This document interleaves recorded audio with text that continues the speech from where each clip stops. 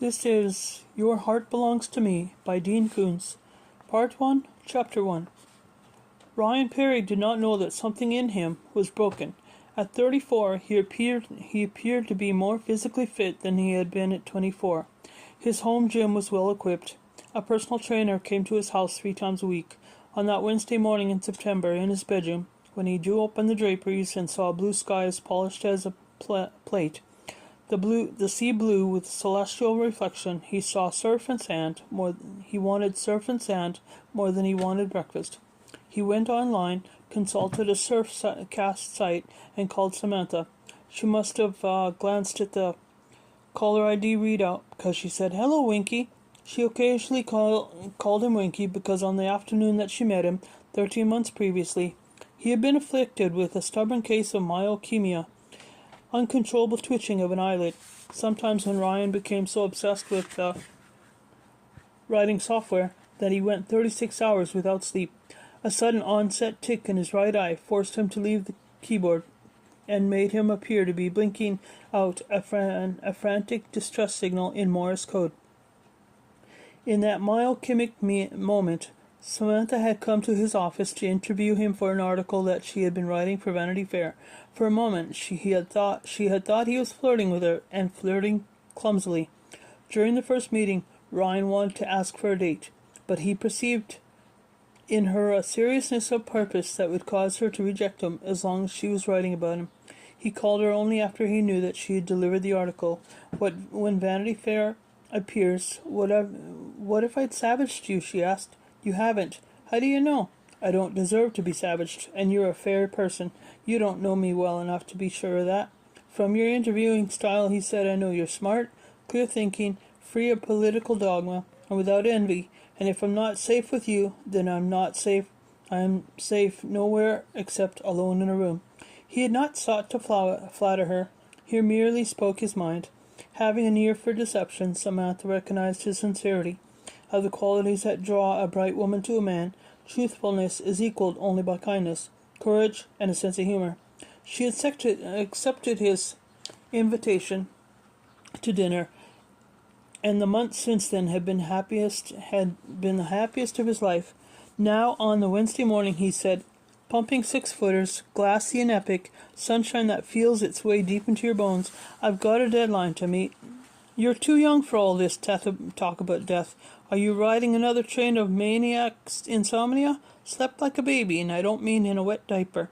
When you're sleep-deprived, you're treacherous on a board. I may be radical, but never treacherous. Totally insane, like with the shark. That again, that was nothing. Just a great white. Well, the bastard bit a huge chunk out of my board. And what? You're determined to get it back? I wiped out, Ryan said. I'm under the wave in the murk, grabbing for air. My hand closes around what I think is the cake. The cake? A fixed fin on the bottom of a surfboard holds the stern of the board in the wave and allows the rider to steer. What Ryan actually grabbed was the shark's dorsal fin. Samantha said, What kind of kamikaze rides a shark? I wasn't riding, I was taken for a ride. He surfaced trying to shake you off. You rode him back down. Afraid to let go. Anyway, it lasted like only 20 seconds. Insomnia makes people sluggish. It makes you hyper. I hibernated last night. I'm as rested as a bear in spring, she said. In a circus once, I saw a bear riding a tricycle. What's that got to do with anything? It was funnier than watching an idiot ride a shark. I'm sorry. It's the first time I read this book, so forgive me. I'm Pooh Bear. I'm rested and cuddly. If a shark knocked on my door right now, asked me to go for a ride, I'd say no. I had nightmares about you wrestling that shark. Not wrestling, it was more like ballet. Meet you at the place? I'll never finish writing this book. Leave the computer on when you go on to bed each night. The elves will finish it for you. At the place? She sighed in happy resignation. Half an hour. We're the red one, he said, and hung up. The water would be warm, the day warmer. He wouldn't need a wetsuit. He pulled on a pair of baggies with a palm tree motif. His collection included a pair with a shark pattern. If he wore them, he would kick his ass. She would kick his ass. Figuratively speaking. For later, He took a change of clothes on a hanger and a pair of loafers. Of the 5 vehicles in the garage, the customized 51 Ford Woody wagon, an anthracite black with bird's eye maple panels, seemed to be the best suited to the day.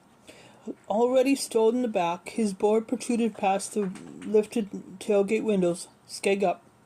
At the end of the cobblestone driveway, as he turned left into the street, he paused to look back at the house, gracefully sloping roofs of red barrel tile, limestone-clad walls, bronze windows with panes of beveled glass refracting the sun as if they were jewels.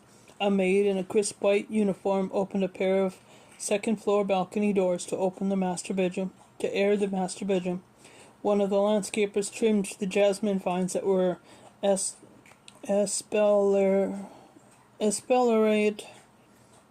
on the walls, flanking the carved limestone surround on the main entrance. In less than a decade, Ryan had gone from a cramped apartment in Anaheim to the hills of Newport Coast, high above the Pacific. Samantha could take the day off on a whim because she was a writer, who, though struggling, could set her own hours. Ryan could take it off because he was rich. Quick wits and hard work had brought him from nothing to the pinnacle. Sometimes, when he was considered his origins from the current perch, the distance dizzied him. As he drove out the guard-gated community and descended the hills toward Newport Harbor, where thousands of pleasure boats were docked and moored in the glimmering sun-gilded water, he placed a few business calls. A year previously, he had stepped down as the chief executive officer of B2Do, which he had built into the most successful social networking site on the internet.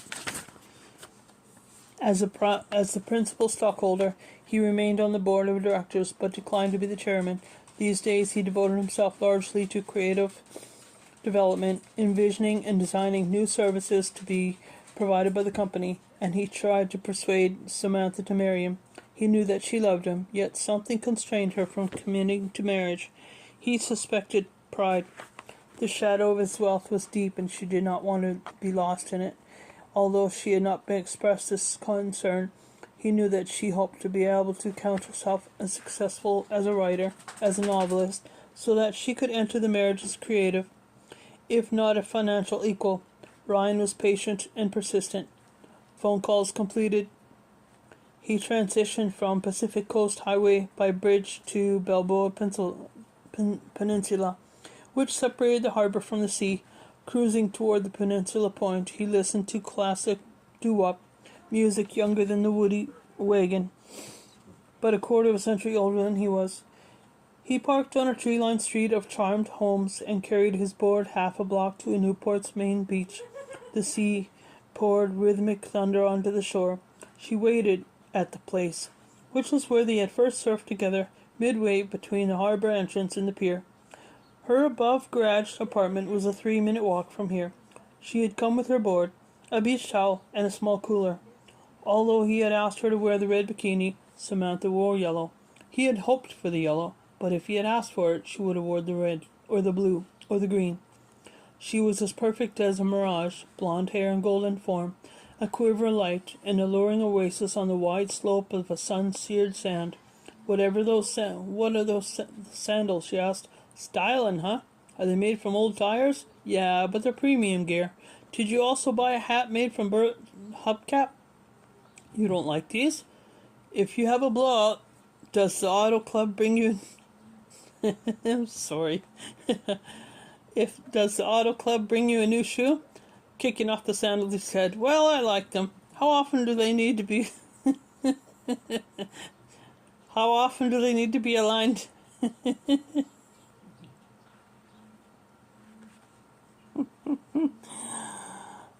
How often do they need to be aligned and balanced? I'm sorry. Okay. Soft and hot, the sand shifted underfoot, but then was compacted and cool when the purling surf worked it like a screed. As they waded into the sea, he said, I'll ditch the sandals if next time you'll wear the red bikini. You actually wanted this yellow one. He repressed his surprise at her perspicacity. Then why would I ask for the red? 'Cause you only think you could read me. But I'm an open book, huh? Winky, compared to you, Dr. Seuss's simple as tale is as complex as... I heard this name before. Dostoyevsky. They launched their boards and, prone upon them, paddled out toward the break.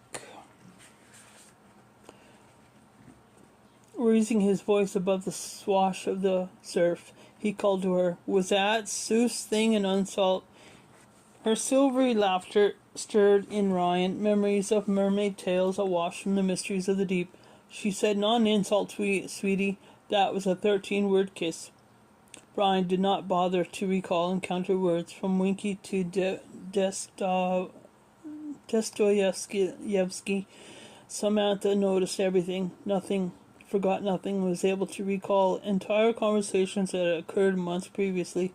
Sometimes he found her as daunting as she was appealing, which seemed to be a good thing. Samantha would never be predictable or boring. The consistency spaced waves came like boxcars, 4 or 5 at a time. Between these sets were periods of relative calm. While the sea was slacking, Ryan and Samantha paddled out to the line. Up there they straddled their boards and watched the first swell of a new set roll toward the break. From this more intimate perspective, the sea was not as placid and blue as it had appeared from his house in the hills, but as dark as jade and challenging. The approaching swell might have been arching back of some scaly leviathan, larger than 1,000 sharks, born in the deep but rising now to feed upon the sunlight world.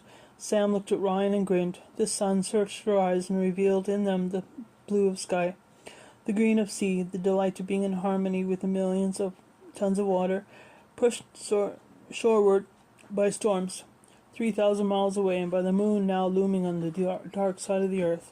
Sam caught the second swell on 2 knees, one knee now standing, swift and clean away. She rode the crest, then hit a floater off the curling lip. As she slid off the view down the face of the wave, Ryan thought that the breaker, much bigger than anything in previous sets, had the size and the energy to hollow out and put her in her tube. Good as it gets. Sam would ride it out smoothly as oil surging through a pipeline. Ryan looked seaward, timing the next swell, eager to rise and walk the board. Something happened to his heart. Already quickly with anticipation of the ride, the beat suddenly accelerated and began to pound with a force more suited to the moment of a high terror than to one pleasant excitement. He could feel his pulse throbbing in his ankles, wrists, throat, temples. The tide of blood within his arteries seemed to crescendo in sympathy with the sea that swelled toward him, under him. The sibilant voice of the water became insistent, sinister. Clutching the board, abandoning an attempt to rise and ride, Ryan saw the day dim, lose brightness as the periphery. Along the horizon, the sky remained clear yet faded to gray. Inky clouds spread through the jade sea as though the Pacific would soon be as black in the morning light as it was on a moonless night. He was breathing fast and shallow. The very atmosphere seemed to be changing, as if half the oxygen content had been bled out of it, perhaps explaining the graying of the sky. Never previously had he been afraid of the sea. He was afraid of it now. The water rose as though with conscious intention, with malice. Clinging to his board, Ryan slid down the hunchback swell into the wide trough between waves. Irrationally, he worried that the trough would become a trench, the trench a vortex. He feared that he would be swirled down to drowning depths. The board swallowed, bobbed, and Ryan almost rolled off. His strength had left him. His grip had grown weak. As tremulous as that of an old man, something bristled in the water, alarming him. When he realized that those spiky forms were neither shark fins nor grasping tentacles, but were the conceptacles of a knotted mass of seaweed, he was not relieved. If a shark were to appear now, Ryan would be at the mercy of it, unable to evade it, or at least resist.